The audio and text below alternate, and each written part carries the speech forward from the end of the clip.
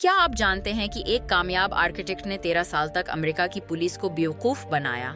Racks हीवरमन दिन में खुशहाल खानदानी आदमी था, लेकिन रात में एक बेरहम कातिल बन जाता था।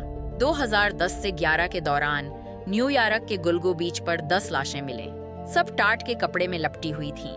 हेवरमन ने अपने शिकार का इंतखाब बहुत चालाकी से किया था। वो ऐसी खवातीन को निशाना बनाता था जिनके गायब होने पर फौरी तहकीकात नहीं होते। उसने बर्नर फोन इस्तेमाल किए, पुलिस के तरीकों का गहरा इल्म रखा और अपनी पेशावराना महारत से ऐसी जगहें चुनी जहां लाशें छप जाएं। आखिरकार 2023 में जदीद DEN ईस्ट और सेल फोन टावर के डेटा ने उसे पकड़वा दिया। एक दोहरी जिंदगी का खात्मा हो गया।